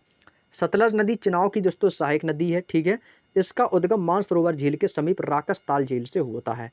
भाखड़ा नागल बांध सतलज नदी पर आपका बनाया गया है। ये क्वेश्चन भी आता है कि भाखड़ा नागल बांध किस नदी पर बना हुआ है, तो आपका सतलज नदी पर बना हुआ है। गंगा नदी का उद्गम आपका भागीरथी नदी और अलकनंदा नदियों के सम्मिलित रूप से, जो कि आपके देवप्रयाग के निकट मिलकर दोस्तों गंगा कहलाती है। यमुना इसकी सबसे बड़ी सहायक नदी है, और गंगा नदी की लंबाई जो है वो 2525 किलोमीटर है। बांग्लादेश में हम गंगा नदी को किस नाम से जानते हैं? तो इसको पद्मा कहा जाता है। बांग्लादेश में गंगा नदी को दोस्तों हम पद्मा के नाम से जाना जाता है, ये तो सबको पता होगा। गंगा जो है दोस्तों ये ब्रह्मपुत्र का डेल्टा, विश्व का सबसे बड़ा डेल्टा माना जाता है। गंगा की जो सहायक नदियां वो है आपकी रामगंगा नदी, गोमती नदी, घाघरा नदी, गंडक नदी, कोसी नदी, बूढ़ी गंडक नदी और दोस्तों महानंदा नदी, ये सभी गंगा की सहायक नदियां हैं। गंगा नदी की जो सर्वाधिक लंबाई है वो दोस्तों आपके उत्तर प्रदेश में, तो सबसे ज़्यादा कहाँ पर दोस्तों गंगा नदी का स्थान? उत्तर प्रदेश में। यमुना नदी का उद्गम जो है ये आपके बंदर पूंछ की पश्चिमी ढाल पर स्थित यमुनोत्री हिमनद से निकलती है, और यह प्रयागराज में जाके दोस्तों गंगा में मिल जाती है, इसीलिए दोस्तों हम प्रयागराज को संगम कहते हैं। यमुना की सहायक नदियां आपके दोस्तों चंबल नदी है, सिंध नदी है, बेतवा नदी है, केन नदी है, ये सभी आपकी यमुना की सहायक नदियां हैं। जितनी भी प्रमुख आपको सहायक नदियां पढ़ के जाना है, आपके एग्जाम में आएगा। ब्रह्मपुत्र नदी का उद्गम मानसरोवर झील के निकट कैलाश श्रेणी के चेमायुंगडुंगु, भाई बड़ा अजीब नाम है, चेमायुंगडुंग हिमानी से दोस्तों होता है। एक बार बोल के देखो आप लोग, क्या बोल पाते हो कि नहीं। अगला है दोस्तों ब्रह्मपुत्र नदी का तिब्बत में दोस्तों किस नाम से है? सांगपो। तिब्बत में इसको उसकी भाषा में सांगपो कहते हैं। ब्रह्मपुत्र नदी को बांग्लादेश में जमुना कहा जाता है। ब्रह्मपुत्र नदी को बांग्लादेश में जमुना कहते हैं, और गंगा को पद्मा, तो जमुना के नाम से जाना जाता है। ब्रह्मपुत्र की सहायक नदियां दिबांग नदी, लोहित, सुबनसिरी, कामेंग, मानस, तीस्ता और धुबरी नदी आदि हैं। नर्मदा नदी का उद्गम जो है दोस्तों मैकाल पर्वत श्रेणी के अमरकंटक पहाड़ी मध्य प्रदेश से होता है। अमरकंटक की पहाड़ियाँ कहाँ पर है? मध्य प्रदेश में। नर्मदा नदी की जो सहायक नदियाँ हैं वो आपकी हिरन है, शक्कर है, तवा है, दूधी है और गंजाल आदि हैं। ताप्ती नदी का उद्गम मध्य प्रदेश के बैतूल जिले के मुल्ताई से होता है और महानदी का उद्गम जो है दोस्तों छत्तीसगढ़ से धमतरी जिले में अमरकंटक पठार सिहावा पहाड़ी से होता है। यह नदी बंगाल की खाड़ी में दोस्तों डेल्टा का निर्माण करती है। गोदावरी नदी का उद्गम महाराष्ट्र के नासिक जिले के त्र्यंबकेश्वर त्र्यंबकेश्वर मंदिर महादेव का बना हुआ है, तो वहाँ पर एक पहाड़ी भी है त्र्यंबकेश्वर पहाड़ी से, वहीं से होता है। गोदावरी नदी प्रायद्वीपीय भारत की सबसे लंबी नदी है। प्रायद्वीपीय भारत की सबसे लंबी नदी गोदावरी। गोदावरी नदी को हम दोस्तों दक्षिण की गंगा के नाम से भी जाना जाता है। ये क्वेश्चन ऐसे ही पूछा जाता है कि दक्षिण की गंगा किसे कहा जाता है? गोदावरी को। कृष्णा नदी का उद्गम महाराष्ट्र के स्थित महाबलेश्वर की पहाड़ियों से होता है और कृष्णा नदी की प्रमुख सहायक नदियां जैसे आपकी कोयना नदी हो गई, पंचगंगा हो गई, दूध गंगा है, आपकी घाट प्रवाह है, माल प्रवाह है, तुंगभद्रा है, भीमा है और मूसी नदी, ये दोस्तों कृष्णा नदी की प्रमुख सहायक नदियां हैं। कावेरी नदी का उद्गम दोस्तों ये कर्नाटक की ब्रह्मगिरी पहाड़ी से होता है। ये इंपॉर्टेंट लगा लेना प्यारे दोस्त। कावेरी नदी का उद्गम स्थान ब्रह्मगिरी पहाड़ी। कावेरी नदी की प्रमुख सहायक नदियां की बात करें तो हेमावती है, लोक पावनी है, सिमसा है और दोस्तों अर्कावती आदि प्रमुख नदियां, ये दोस्तों कावेरी नदी की प्रमुख सहायक नदियां हैं। तो दोस्तों ये थे हमारे वन लाइनर है। यहाँ से दोस्तों क्या हुआ, हमारा दोस्तों जो भी वन लाइनर था आपका मैंने कंप्लीट करा दिया है। अब एक बार आप लोग खुद से सोचो कि अभी तक आपने सर जितना भी, मुझे लगभग 40 मिनट की क्लास हो चुकी है, 40 मिनट में मैंने आपको भूगोल के बारे में थोड़ी सी जानकारी दी और आपको एक अंदर से अलग ही फील आता होगा कि इस थोड़ी सी जानकारी से मैंने बहुत कुछ सीखा है। मैंने बहुत कुछ सीखा है, आपको चीज़ें काफ़ी याद होंगी। अगर मैं आपसे कोई भी क्वेश्चन अगर पुटअप करता हूं या कोई क्वेश्चन ऑब्जेक्टिव फॉर्मेट में देता हूं तो आप आसानी से इनका आंसर दे पाओगे, ठीक है ना। अब यहां से हमारा स्टार्ट होता है पहला क्वेश्चन। वो तो वन लाइनर थे, वहां से आपके महत्वपूर्ण पॉइंट थे जो एग्जाम में बनते ही बनते हैं, वहां से तो क्वेश्चन बनना ही है 110%। अब यहां से आपको यह पता चलेगा कि कौन कौन से क्वेश्चन आपके पीवाईक्यू प्रीवियस ईयर एग्जाम में 2025-23 में आ चुके हैं, उनको पढ़ेंगे, ठीक है। तो पहला है दोस्तों भारत का भूगोल। यहां से हमारा दोस्तों पहला क्वेश्चन कह रहा है कि उस प्रक्रिया का वर्णन करने के लिए किस शब्द का प्रयोग किया जाता है जिसके द्वारा महासागर, झील, नदियों का पानी वाष्प यानी कि भाप के रूप में बदल जाता है और उससे वायुमंडल से ऊपर उठता है। तो दोस्तों सीधी सी बात है, आप देखते हैं कि जब भी हम कोई पानी को उबालते हैं तो पानी को उबालते समय पानी जब उबलने लगता है तो उसमें भाप बनकर दोस्तों धुआं ऊपर उठता है। तो वो क्या हो रहा है? वर्षण हो रहा है भाई। वर्षण तो होना ही नहीं है भाई, परासरण ना भैया, ना संघनन नहीं, वो वाष्पीकरण हो रहा है भैया। ये तो सिंपल है भैया, ये तो आसानी से आपको देखते ही आंसर आ जाना चाहिए कि सर वाष्पीकरण है, क्योंकि वाष्प बनकर उड़ रहा है ऊपर, तो वाष्पीकरण हो गया। और आप सभी जानते हैं कि वर्षण वर्षण जो है दोस्तों बादलों में संघनित जल जब वर्षा या हिमपात या अन्य रूपों में पृथ्वी पर आता है तो उससे हम दोस्तों वर्षण कहते हैं। वर्षण यानी कि पानी का वर्षना। परासरण का अर्थ होता है कि जल के अणुओं का एक अर्ध पारगम्य झिल्ली से होकर गुजरना। संघनन जो होती है, संघनन वह प्रक्रिया जिसमें द्वारा गैस जल वाष्प अपने कणों को ऊर्जा की कमी के कारण वापस तरल में बदल दे, वो आपका संघनन होता है। वाष्पीकरण है जो कि ऊपर उठ रहा है धुएं की तरह। अगला दोस्तों तूरा। तूरा किस पहाड़ी पर स्थित है जो हल्के अत्यंत आर्द्र कृषि जलवायु क्षेत्र के अंतर्गत आता है? ये देखो क्वेश्चन की बात कर रहे हो ना, तो क्वेश्चन आपके सारे 2025 के हैं, ये सारे 2025 के एग्जाम के आए हुए हैं। तो वो है दोस्तों आपकी गारो। गारो खासी जयंतिया, सुना है ना, ये मेघालय की पहाड़ियां हैं। गारो हो गया, खासी हो गया आपका, गारो, खासी और जयंतिया। जयंतिया ये तो सभी को पता है, ये मेघालय की पहाड़ियां हैं। ये मेघालय की जनजातियां और पहाड़ियां दोनों हैं, क्योंकि उस पहाड़ी पर दोस्तों यही जनजातियां निवास भी करती हैं। तो इसको हो गया गारो पहाड़ी। तुरा भारतीय राज्य मेघालय के पश्चिमी गारो हिल्स, एक गारो हिल्स है ना पहाड़ी, जिसमें एक नगर पालिका है। मेघालय के सबसे बड़े शहरों में से एक तुरा गारो हिल्स को नोकरेक श्रेणी में तलहटी में स्थित है। मेघालय की 3 प्रमुख पहाड़ियां जैसे आपकी गारो है, खासी और जयंतिया हैं, जहां दोस्तों गारो, खासी और जयंतिया नामक जनजातियां निवास करती हैं। इन्हीं जनजातियों के नाम से दोस्तों ये पहाड़ियां हैं।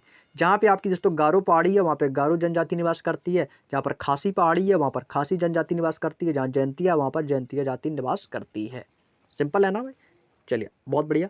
अगला क्वेश्चन है, उत्तरी मैदानों से निकलने वाली नदियों का जल अपवाह प्रतिरूप क्या है, जिसको बोलते हैं ड्रेनेज पैटर्न। उसको कहते हैं दोस्तों द्रुमाकृतिक। क्या बोलते हैं उसको? हम कहते हैं द्रुमाकृतिक।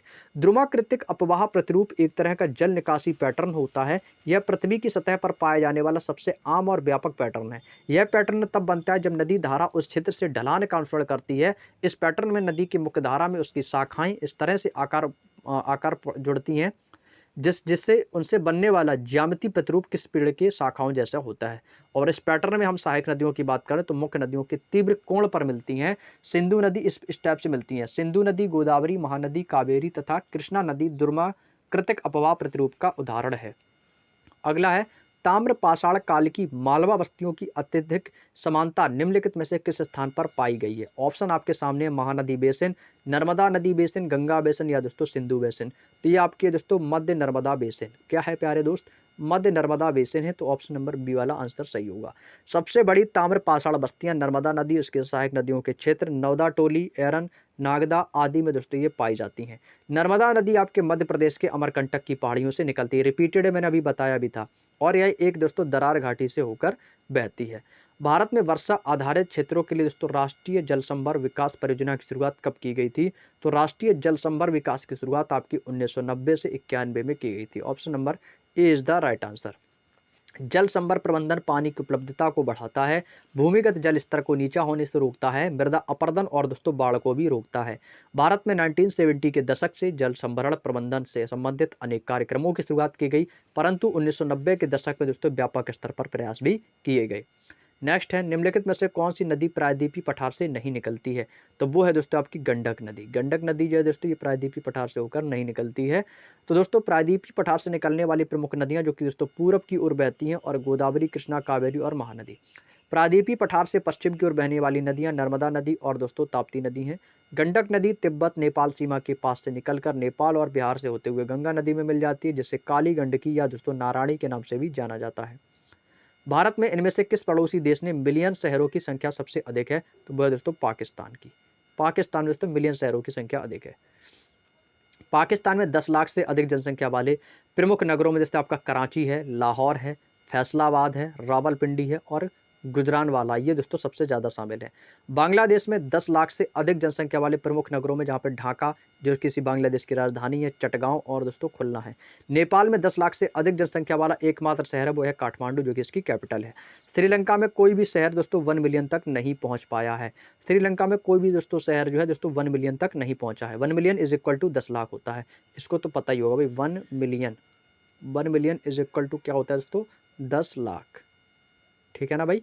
चलिए अगला क्वेश्चन चलते हैं। अगला क्वेश्चन, पश्चिमी जेट स्ट्रीम क्षेत्र में पश्चिमी विक्षोभ को भारतीय उपमहाद्वीप से लाने के लिए उत्तरदायी है, तो वो है दोस्तों भूमध्य सागर। कौन है प्यारे दोस्तों? वो है आपका भूमध्य सागर। Option number B is the right answer.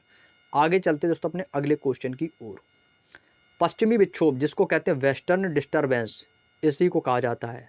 सर्दियों में भूमध्य सागर अटलांटिक महासागर से नमी लेकर भारत के उत्तरी और पश्चिमी हिस्सों में आते हैं, जिससे दोस्तों बारिश और दोस्तों बर्फबारी दोनों होती है। यह उत्तर भारत, पाकिस्तान, नेपाल वर्षा को हिमपात लाते हैं। यहाँ सर्दियों में दोस्तों रबी की फसलें यानी जैसे गेहूं है महत्वपूर्ण वर्षा प्रदान करते हैं। कभी कभी यह शीतलहर और दोस्तों घना कोहरा भी ला सकते हैं। तो अभी तो कहते हैं ना कि जो गेहूं की जो फसलें होती हैं, सर्दी नहीं पड़ेगी तो गेहूं नहीं होगा, कोहरा नहीं पड़ेगा, पाला नहीं पड़ेगा तो गेहूं नहीं होगा। तो मतलब रबी की फसलें हैं ये दोस्तों सर्दी और कोहरे के ही लिए दोस्तों होती हैं। ब्रह्मपुत्र नदी हिमालय के किस क्षेत्र से निकलती है? तो ये पता है, उत्तरी क्षेत्र से निकलती है। Option number C. ब्रह्मपुत्र नदी को तिब्बत में यारलुंग त्संगपो के नाम से जाना जाता है। भारत में यह नदी आपके अरुणाचल प्रदेश से दिहांग, असम के ब्रह्मपुत्र के नाम से भी जानी जाती है। बांग्लादेश में यह नदी को हम जमुना कहते हैं, ब्रह्मपुत्र नदी को जमुना कहा जाता है। और ब्रह्मपुत्र नदी तिब्बत के मानसरोवर झील से चेमायुंगडुंग ग्लेशियर कैलाश पर्वतमाला से निकलती है। ब्रह्मपुत्र नदी की कुल लंबाई की बात करेंगे तो ये 2900 किलोमीटर दोस्तों है। अगला है, हिमाचल प्रदेश में केलोंग के निकट तांदी में कौन सी दो आपकी जलधाराएं मिलती हैं? तो दो जलधाराएं हैं वो आपकी हैं चंद्र और भागा, ये आपकी दो है। ठीक है, option number C. Himachal Pradesh के लाहौल स्पीति जिले में तांडी नामक स्थान पर चंद्र और भागा नदियां मिलती हैं, जहां पर ये मिलकर दोस्तों एक नदी बनाती है जिसका नाम होता है चंद्रभागा नदी, जिसे चिनाव नदी के नाम से भी जाना जाता है। आपको एक नया पॉइंट सीखने को मिला कि सर जो चिनाव नदी है वही आपकी चंद्रभागा नदी है। ठीक है, जिसका संगम स्थल आपका तांडी है। नदियां हैं इसमें, दो नदी मिलती हैं चंद्र और भागा, तो ये मिलकर दोस्तों एक नई नदी बनाते हैं चंद्रभागा, जिसको हम चिनाव नदी के नाम से प्रेजेंट में जानते हैं, जिसका स्थान आपका हिमाचल प्रदेश के लाहौल और स्पीति जिले में स्थित है। सिंधु नदी भारत में दोस्तों कहाँ से प्रवेश करती है? 2025 का क्वेश्चन है भाई। तो ये लद्दाख से प्रवेश करती है। Option number A. सिंधु नदी जिसको हम दोस्तों इंडस नदी भी बोलते हैं, इंडस नदी के नाम से भी सिंधु नदी को जाना जाता है। इसका उद्गम स्थान तिब्बत के मानसरोवर झील के पास सिनका बाब नामक जलधारा से माना जाता है।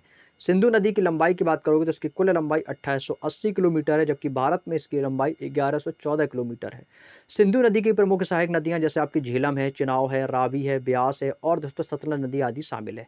भारत और पाकिस्तान के बीच वर्ष 1960 में एक जल समझौता हुआ था जिसको कहते हैं सिंधु जल समझौता।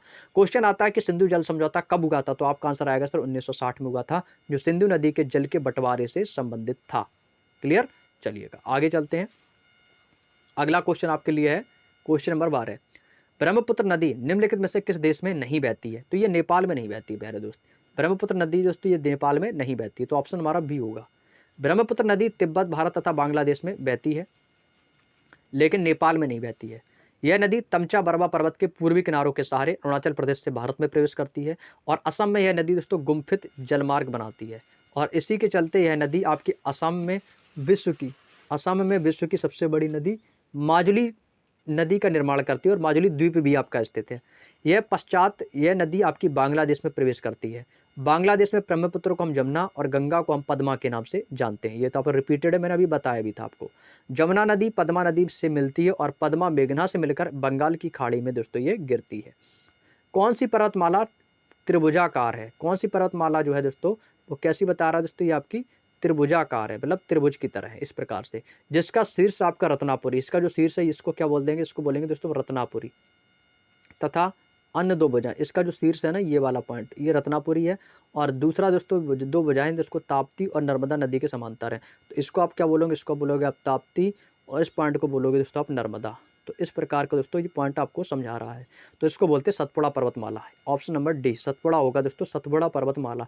अभी आप फिलहाल में देख रहे होंगे अरावली पर्वतमाला के बारे में, ये जो केस आपका चल रहा था अरावली पर्वतमाला को लेकर, तो ये काफ़ी गलत केस था। तो भाई जिस पर अभी रोक लगी हुई है, जिस पर अभी अरावली को हम बचा सकते हैं, तो अरावली का बचना बहुत इंपॉर्टेंट है, आप सभी जानते हैं, जिससे दोस्तों हमारे राजस्थान पर सबसे ज़्यादा प्रभाव पड़ेगा अरावली को लेकर। ठीक है, तो ऑप्शन नंबर डी इसका आंसर होगा हमारा सतपुड़ा पर्वतमाला। ठीक है, आगे चलें अगले क्वेश्चन की ओर। सतपुड़ा पर्वत श्रृंखला गुजरात, महाराष्ट्र से मध्य प्रदेश की सीमा से होकर पूर्व में छत्तीसगढ़ तक फैली हुई है। यह श्रृंखला उत्तर में दोस्तों विंध्य श्रृंखला के समानांतर है, और यह दो पूर्व पश्चिम पर्वतमालाएं भारतीय उपमहाद्वीप को उत्तर भारत के इंडो गंगा के मैदान और दक्षिण के दक्कन के पठार को विभाजित यानी कि अलग करती है। नर्मदा नदी अमरकंटक से सतपुड़ा के उत्तरी पूर्वी छोर से होकर निकलती है और सतपुड़ा और विंध्य पर्वतमाला के बीच से होकर गुजरती है। नर्मदा नदी आपके सतपुड़ा श्रृंखला के उत्तरी ढलान से होती हुई अरब सागर में दोस्तों ये मिल जाती है। नेक्स्ट है, किस राज्य के गंगा डेल्टा तटीय मैदान जुलाई और अगस्त में लगभग तीसरे या पांचवें दिन भारी वर्षा के साथ तूफान प्रभावित होते हैं? 2025 का क्वेश्चन है, ये आपका है उड़ीसा। आपने देखा होगा कि सर उड़ीसा में होता क्या है, एक तो समुद्र का किनारा है, तो वहाँ पर दोस्तों आपके समुद्री तूफान उठते ही रहते हैं। जैसे आपके अभी फिलहाल में अभी बीच में आया था मिस्चोंग करके ऐसा कोई आया था, तो वहाँ पर दोस्तों आपदाएं आती रहती हैं भारी बारिश के समय, तो वहाँ पर तूफान प्रभावित है आपका ये राज्य उड़ीसा। उड़ीसा ऐसी जगह पर है दोस्तों जहाँ भारत का कोस्टल लाइन यानी दोस्तों तटरेखा मुड़ती है, मुड़ाव है वहाँ पर, इसलिए इसका किनारा दोस्तों तूफानों से सबसे ज़्यादा प्रभावित होता है। उड़ीसा में आपके सबसे ज़्यादा चक्रवात बहुत आते हैं। चक्रवात आने का जो मेन कारण है उड़ीसा का, तो दोस्तों वो है वहाँ की बंगाल की खाड़ी का गर्म पानी और उड़ीसा की भौगोलिक स्थिति, जो कि चक्रवातों के लिए एक संवेदनशील क्षेत्र बनाती है। नेक्स्ट क्वेश्चन, उत्तराखंड का कौन सा भू आकृतिक क्षेत्र हिमाद्री के नाम से जाना जाता है? और इस क्षेत्र में दोस्तों जास्कर और महान हिमालय पर्वतमाला के खंड दोस्तों इसमें आपके शामिल हैं। चलिएगा अब हम आपको ले चलते हैं ऑप्शन की ओर। ऑप्शन है आपके उत्तरी, पूर्वी, दक्षिणी, पश्चिमी, तो इसका आंसर होगा प्यारे भाई उत्तरी होगा हमारा, ऑप्शन नंबर ए। उत्तर से दक्षिण की ओर हिमालय की महान हिमालय हिमाद्री और मध्य हिमालय हिमाचल और शिवालक में विभाजित किया जा सकता है। हिमाद्री के नाम से हिमालय की महान हिमालय ग्रेट हिमालयन श्रेणी में जानी जाती है, जो कि हिमालय की सबसे ऊंची श्रेणी है। हिमाद्री महान हिमालय में माउंट एवरेस्ट, कंचनजंगा, मैकालू पर्वत, धौलागिरी पर्वत, अन्नपूर्णा, नंगा पर्वत और नंदा देवी कामेट पर्वत आदि इसमें शामिल है। नीलगिरी सबसे पुरानी पर्वत श्रृंखलाओं में से एक है। यह किन तीन राज्यों की त्रिसीमा पर स्थित है? तो ये आपके तमिलनाडु, केरल और दोस्तों कर्नाटक, ये तीन राज्य दोस्तों पर सीमा पर स्थित है। नीलगिरी पर्वत श्रृंखला दक्षिण भारत में आपके तमिलनाडु, केरल, कर्नाटक राज्यों के मिलन स्थल पर स्थित है। नीलगिरी पर्वत श्रृंखला की सबसे ऊंची चोटी है डोड्डा बेट्टा। डोड्डा बेट्टा है ये किसकी सबसे ऊंची चोटी है? नीलगिरी पर्वत की। ये क्वेश्चन पूछा जाता है, जो कि आपके 2637 मीटर ऊंची है। नीलगिरी एक प्रसिद्ध पर्यटन स्थल है जिसमें ऊटी, उदगमंडलम और अन्य हिल स्टेशन है। जैसे नीलगिरी में आपके सदाबहार वन है, 16 घास के मैदान हैं और दोस्तों वहाँ की कटीली झाड़ियाँ वहाँ पर पाई जाती हैं। टोडा, कुरुम्ब, पनिया और आदियन यहाँ पर दोस्तों रहने वाली प्रमुख जनजातियां हैं जो कि यहाँ पर दोस्तों निवास करती हैं। सर्दियों में भारत के उत्तरी मैदानों में तापमान जल के हिमांक से अधिक नहीं गिरता है, क्योंकि क्योंकि दोस्तों हिमालय शीत जो है ये आपके साइबेरियाई पवनों को भारत से प्रवेश करने से रोकता है। हिमालय पर्वतमाला अपनी ऊंचाई और दिशा के कारण साइबेरिया से आने वाली ठंडी हवाओं को भारत में प्रवेश करने से रोकती है। हिमालय की वजह से भारत में अपेक्षाकृत हल्की सर्दी पड़ती है, जबकि मध्य एशिया में दोस्तों तापमान काफी कम रहता है। हिमालय की ऊंचाई और दिशा मानसून की हवाओं को भी प्रभावित करती है, जिससे भारत में दोस्तों अच्छी बारिश होती है। नेक्स्ट है, भारत पर दो सबसे अधिक वर्षा वाले स्थान कौन से हैं जहां पर एक वर्ष में 1080 सेंटीमीटर की से अधिक दोस्तों वर्षा होती है? तो वो आपका मौसिनराम और चेरापूंजी। आपको पता है इसका आंसर तो किसी ने गलत नहीं किया होगा, इसका आंसर तो कोई गलत कर ही नहीं सकता भाई, समझ गए ना? तो चेरापूंजी और मौसिनराम, ठीक है। आगे चलते भाई अगले पॉइंट पर। चेरापूंजी और मौसिनराम ये दोस्तों मेघालय की पूर्वी खासी पहाड़ियों में स्थित हैं। खासी पहाड़ियाँ देखो मेघालय की है ना, गारो खासी जयंतिया। तो खासी पहाड़ियाँ बंगाल की खाड़ी से आने वाली नम हवाओं को रोकती हैं और यहाँ की ऊंचाई और ढाल भी दोस्तों वर्षा को प्रभावित करती है। यहाँ दक्षिण पश्चिमी और पूर्वोत्तर मानसून की हवाएं आती हैं जो नमी से भरी होती हैं। ये हवाएं खासी पहाड़ियों से टकराकर ऊपर उठती हैं, जिससे दोस्तों वे ठंडी होकर संघनित हो जाती हैं और भारी वर्षा करती हैं। खासी पहाड़ियों की जो पवन मुखी है विंडवार्ड ढाल होने के कारण मासिन राम को दोस्तों सबसे अधिक वर्षा यहाँ पर होती है। तो सबसे अधिक वर्षा आपकी मासिन राम और इसके बाद चेरापूंजी। निम्नलिखित में से कौन सा देश पश्चिम में भारत का पड़ोसी है जो एक महत्वपूर्ण सीमा साझा करता है और अक्सर भू राजनीतिक महत्व का विषय बना रहता है? भू राजनीतिक का महत्व का मतलब हो गया, मतलब वो अपनी जगह जमीन पर दोस्तों सबसे ज्यादा राजनीति करता है। कौन होगा भाई? सबको पता है भाई, आंखें मीच के आंसर बता दो ना, पाकिस्तान हमेशा लड़ता झगड़ता रहता है, ठीक है। भारत तथा पाकिस्तान के बीच की सीमा रेखा है, तो सीमा रेखा को पता ही भाई सभी को रेड क्लिप कहते हैं। भारत और चाइना का पूछेगा तो मैकमोहन है, ठीक है। रेड क्लिप की लंबाई बोलेगा तो 3323 किलोमीटर बतानी। सारे इंपॉर्टेंट पॉइंट है, इसको नोट करते चलना। भारत के 5 केंद्र शासित प्रदेशों के साथ सीमा के राज्य जो ऐसे हैं जिससे दोस्तों पाकिस्तान की सीमा लगती है। एक तो गुजरात से पाकिस्तान की सीमा लगती है, वहीं राजस्थान से भी लग जाती है, पंजाब से भी लग जाती है, जम्मू कश्मीर और लद्दाख तो है ही है, ठीक है। ये 5 राज्य नोट कर लेना, आपको पता होना चाहिए हर हाल में। बेसिक कोई भी आपसे क्वेश्चन पुटअप कर सकता है। समुद्र पार भारत के दक्षिण पड़ोसियों में से कौन से कितने देश जो हैं द्वीप देश जो शामिल है? तो आपके सर वो 2 देश ऐसे हैं जो कि शामिल हैं। कौन से हैं? एक तो आपका मालदीव है और दूसरा आपका श्रीलंका है। ये समुद्री पार है, मतलब समुद्र के उस पार दोस्तों आपके पड़ोसी देश में आते हैं। श्रीलंका भी आपका भारत का पड़ोसी देश है, समुद्र के उस पार है। मालदीव भी है। नेक्स्ट है श्रीलंका भारत में दोस्तों पाक जलडमरू मध्य और मन्नार की खाड़ी, और कौन है दोस्तों? मन्नार की खाड़ी के द्वारा निर्मित समुद्री एक संकीर्ण चैनल द्वारा अलग होता है। आदम ब्रिज के उत्तर में पाक की खाड़ी तथा दक्षिण में मन्नार की खाड़ी स्थित है। भारत अपनी भूमि सीमा अफगानिस्तान के साथ कितनी साझा करता है? तो ये 106 किलोमीटर है। 106 किलोमीटर दोस्तों अफगानिस्तान के साथ साझा करता है। भारत और अफगानिस्तान के मध्य अंतर्राष्ट्रीय सीमा को हम दोस्तों डूरंड रेखा कहते हैं और डूरंड रेखा के भारत में केंद्र शासित प्रदेश लद्दाख की सीमा लगती है। क्लियर हो रहा है ना सारी चीजें? चलिएगा, और मजा भी आ रहा होगा भी पढ़ने में। अगला क्वेश्चन है, विश्व में क्षेत्रफल की दृष्टि से भारत का विश्व में देशों में कौन सा स्थान है? तो दोस्तों सबको पता होगा भैया, 7वां स्थान है। 7वां स्थान है प्यारे दोस्त। क्षेत्रफल की दृष्टि से भारत का पूछा जाएगा तो रूस बताएंगे। भारत का रूस, कनाडा, यूएसए, चीन, ब्राजील, ऑस्ट्रेलिया के बाद इसका 7वें नंबर पर स्थान आता है। सबसे बड़ा रूस का है। भारत के 9 राज्यों के साथ दोस्तों इसकी तटीय सीमा है। सबसे लंबी तटीय सीमा जो है ये गुजरात राज्य से लगती है। इसके बाद दोस्तों आंध्र प्रदेश राज्य की है। निम्नलिखित में से कौन सा देश भारत के साथ सबसे लंबी भूमि सीमा साझा करता है? तो वो है आपका बांग्लादेश। बांग्लादेश की सीमा सर्वाधिक आपके पश्चिम बंगाल से लगती है और बांग्लादेश की मुद्रा तो पता ही है टाका है और राजधानी आपकी ढाका है, ठीक है, ढाका। अगला है, भारत और श्रीलंका के बीच कौन सा द्वीप स्थित है? वो आपका कच्छी तीबू। कच्छी तीबू स्थित है। श्रीलंका की सबसे ऊंची चोटी है वो है आपकी पिदुरतालागला। भाई बड़ा अजीब नाम है, भाई बोलने में भी अजीब सा लगता है। पिदुरतालागाला, ठीक है। आप लोग बोल के देख लेना भाई, मैं तो नहीं बोल पा रहा हूँ। श्रीलंका के अन्य नाम भी हैं, जैसे आपका रत्नद्वीप हो गया, सिंगल द्वीप हो गया और दोस्तों तपोवन भी इसको कह सकते हैं। भूटान भारत का पड़ोसी देश है, पता है सबको। भारत के किस राज्य के साथ सीमा भूटान से लगती है? तो ये पश्चिम बंगाल से लगती है भाई। किससे लगती है? पश्चिम बंगाल से। भारत तथा भूटान के बीच की जो सीमा की लंबाई है वो 699 किलोमीटर है और भारत की सीमा जो है 4 भारतीय राज्य हैं, जिसमें आपका असम है, अरुणाचल प्रदेश है और पश्चिम बंगाल और सिक्किम से लगती है। भारत अपनी भूमि सीमा कितने देशों के साथ साझा करता है? मैंने अभी बताया था 7। कौन कौन से? पाकिस्तान, अफगानिस्तान, चाइना, नेपाल, बांग्लादेश, भूटान और दोस्तों म्यांमार। ये दोस्तों 7 देश ऐसे हैं जिसके साथ दोस्तों भारत अपनी भूमि की सीमा साझा करता है। नेक्स्ट है, भारत किसके साथ सबसे लंबी भूमि साझा करता है? तो ये बांग्लादेश के साथ, बांग्लादेश के साथ सबसे ज्यादा लंबी सीमा साझा करता है। क्लियर? चलिएगा, आज का हमारा second last question, question number 29। Bharat के उत्तरी पश्चिम में निम्नलिखित में से किस देश की सीमा लगती है? अफगानिस्तान और पाकिस्तान की लगती है। किसकी लगती है भाई? अफगानिस्तान और पाकिस्तान की सीमा लगती है। भारत तथा पाकिस्तान के बीच की जो सीमा लंबाई, जिसको हम रेड क्लिफ कहते हैं, जिसकी लंबाई 3323 किलोमीटर है। भारत और पाकिस्तान के मध्य सीमा का निर्धारण 1947 में रेड क्लिफ पंचाट के द्वारा किया गया था और इन्हीं के नाम से इस रेखा का नाम रेड क्लिफ रेखा रखा गया। आज का अंतिम और लास्ट क्वेश्चन प्यारे दोस्त, भारत की कितने किलोमीटर की लंबी भूमि सीमा और द्वीप प्रदेशों सहित 7516.6 किलोमीटर लंबी तटरेखा है? तो दोस्तों ये हमारा ऑप्शन नंबर ए होगा। कुल स्रोतों में इसको हम 15,200 किलोमीटर लगभग कह सकते हैं। नेट पूछेगा तो 15,106.7 किलोमीटर लंबी आपको बताना है। अगर आपको ऑप्शन में चाहे तो ये मिल जाए तो ये भी टिक कर सकते हो, ये मिल जाए तो ये भी टिक कर सकते हो। ठीक है, पॉइंट में देगा तो ये याद रखना 15,106, अगर नहीं तो लगभग आप 15,220 को बोल सकते हो, क्योंकि 0.7 लगभग 200 के पास पहुंच जाता है। क्लियर है ना? चलिएगा, बहुत बढ़िया। तो दोस्तों लगभग 1 घंटे की क्लास में हमने आप लोगों ने जो कीमती समय इस भूगोल की क्लास में दिया है ना भाई, आप लोगों के लिए बेस्ट ऑफ बेस्ट है। और आप लोग खुद से बताएंगे भाई कमेंट करके कि आप लोगों को आज की वीडियो में क्या क्या सीखने को मिला, क्या वीडियो आपको पसंद आया, चीज़ें आपको समझ में आई, काफ़ी चीज़ें आपको इस क्लास में याद भी हो गई होंगी। अगर चीज़ें आपको याद हो गई होंगी, चीज़ें आपको समझ में आई हैं, बेस्ट लगी है, तो प्लीज़ एक प्यारा सा कमेंट करके जरूर बताइएगा। वीडियो अच्छा लगे तो वीडियो को लाइक कर देना। और काफ़ी लोग दोस्तों चैनल पर नए भी विजिट किए होंगे, पहली बार हमारे इस चैनल पर आए हो तो आपका बहुत बहुत वेलकम है। और प्लीज़ दोस्तों चैनल को सब्सक्राइब करके जाना, ताकि आपको ऐसे ही दोस्तों one of the best videos आपको कंटिन्यूसली मिलती रहे।